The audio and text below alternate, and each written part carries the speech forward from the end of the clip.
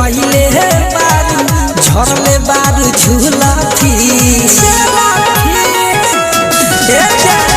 Bob काट कटैले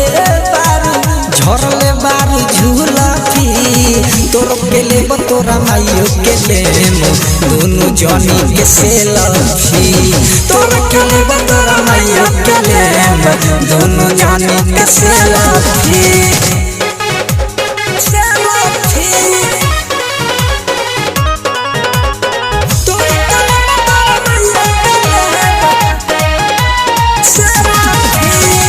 जाके selfie घरे देखाई तोहके बनाई दुल्हनिया माई के तोरा ससुमा बनाई तोरा नाम क देव जिंदगानिया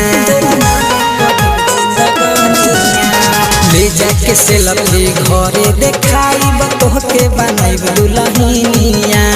माई के तोरा ससुमा बनाई तोरा नाम क देव जिंदगानिया माई के तोहरा फोफी खियाइब हम खाइब तोर बरफी माई के तोहरा फोफी खियाइब हम खाइब तोर बरफी तोर के लेम तोरा माइयो के लेम दोनों जनी के सेल्फी तोर के लेम तोरा माइयो के लेम दोनों जनी के सेल्फी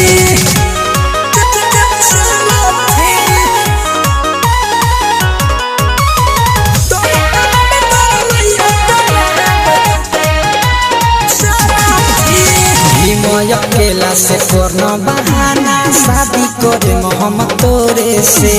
चंदन चांद बाटे पगलाइल तोरे पीछा कादू भोरे से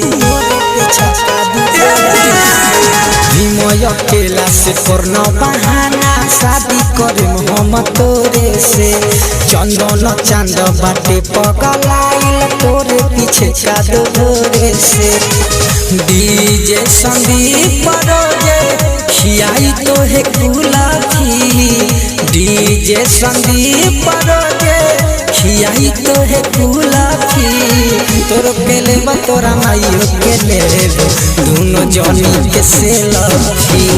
तोर के लेब तोरा माइयो के लेब दोनों जनी के सेल्फी। Recording studio Deoria.